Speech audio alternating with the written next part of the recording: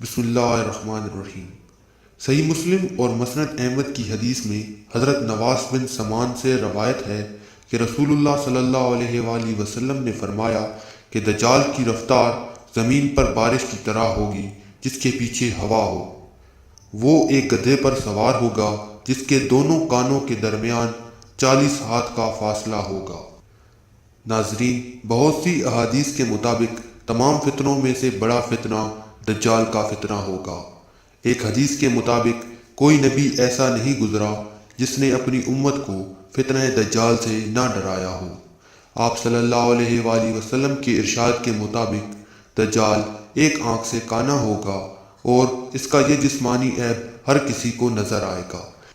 اس کی پیشانی پر کاف فا را یعنی کافر لکھا ہوا ہوگا، لیکن اس کے باوجود وہ خدائی کا دعویٰ کرے گا اور کمزور ایمان کے حامل لوگوں کی ایک بڑی اکثریت اس پر ایمان لے آئے گی۔ اس کی شعبدہ بازیوں میں مردہ لوگوں کو زندہ کرنا، بارش کا برسانا، قحط سالی پیدا کرنا اور دیگر بہت سی کئی ایسی چیزیں اس سے سرزد ہوں گی جنہیں لوگ کرامات یا معجزہ کا نام دیں گے۔ ناظرین، آپ دیکھ رہے ہیں وقت ود وقار۔ دجال سے متعلقہ صحابی رسول حضرت تمیم داری رضی اللہ تعالی عنہ کی حدیث کا اکثر حوالہ دیا جاتا ہے کہ آپ ایک دفعہ اپنے چند ساتھیوں کے ساتھ بحری سفر پر تھے کہ اچانک سمندری طوفان کی وجہ سے آپ کا قافلہ بھٹک کر ایک انجان جزیرے پر پہنچ گیا، جہاں آپ نے عجیب الخلقت انسان نما جانور کو دیکھا جس کے تمام جسم پر بال تھے، اور اس نے آپ کو دیکھتے ہی کہا کہ جزیرے پر ایک شخص آپ کا منتظر ہے۔ جب آپ اس مقام پر پہنچے تو ایک ایسے شخص کو پایا جو سر سے پاؤں تک زنجیروں میں جکڑا ہوا تھا۔ اس نے دیکھتے ہی کہا، آخر تم لوگ آ ہی گئے، اور سوال کیا کہ مجھے بیسان کی کھجوروں کے بارے میں بتاؤ، کیا وہ اگ رہی ہیں؟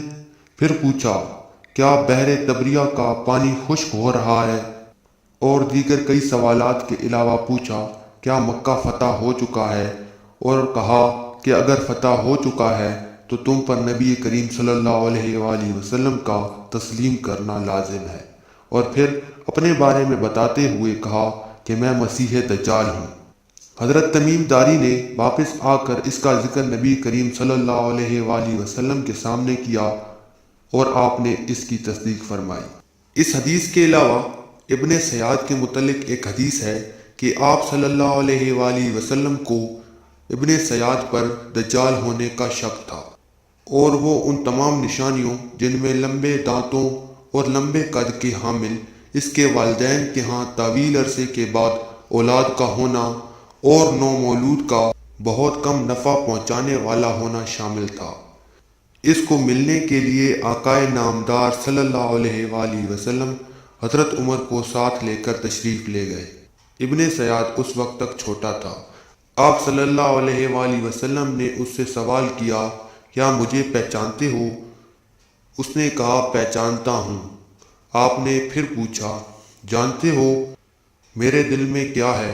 اس نے کہا، جانتا ہوں، لیکن بات کرتے ہوئے اس کی زبان لڑکھڑانے لگی اور وہ وہاں سے چلا گیا۔ حضرت عمر نے آپ صلی اللہ علیہ وآلہ وسلم سے درخواست کی کہ اگر آپ حکم دیں تو میں اس کی گردن اڑا دوں۔ آپ نے فرمایا، نہیں، اگر یہ دجال نہیں تو قتل بے فائدہ ہے، اور اگر یہ دجال ہے تو تم اس کو قتل نہیں کر سکو گے۔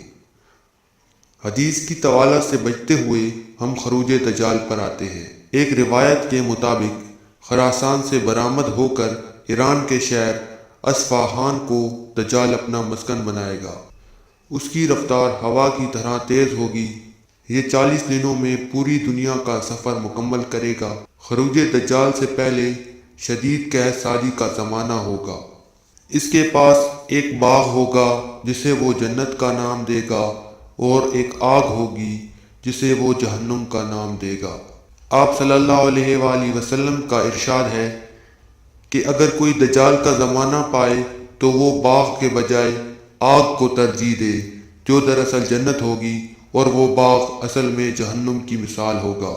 یہ دشمن خدا اگرچہ پوری دنیا کو انتہائی تیزی سے فتح کرنے میں کامیاب ہو جائے گا، لیکن مکہ اور مدینہ میں اس کا داخلہ ممکن نہیں ہو پائے گا۔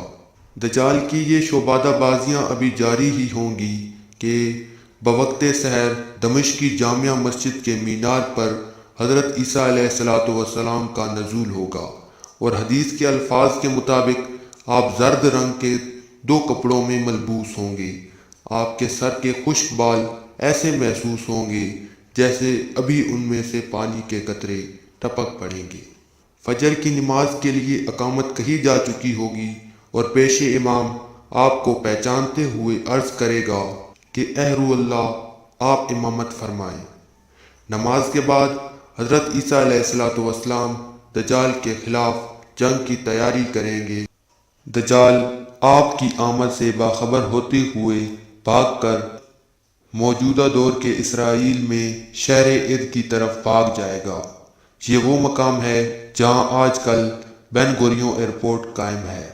یہاں پر یہودیوں کی طرف سے یہ فقرہ لکھا ہوا ہے کہ یہاں ہمارے بادشاہ یا خدا کا قیام ہوگا۔ آپ علیہ السلام تعاقب کرتے ہوئے وہاں پہنچیں گے، اور الفاظ حدیث کے مطابق حضرت عیسیٰ علیہ السلام اگر اسے قتل نہ بھی کرے تو وہ آپ کو دیکھ کر یوں گھلنے لگے گا جس طرح پانی میں نمک تحلیل ہو جاتا ہے، لیکن اس کے باوجود آپ علیہ السلام اس کو قتل کر کے دجال کا خون لوگوں کو اپنے نیزے پر دکھائیں گے، اور یوں فتنہ دجال کا خاتمہ ہو جائے گا۔ ناظرین، امید ہے آپ کو یہ ویڈیو ضرور پسند آئے گی۔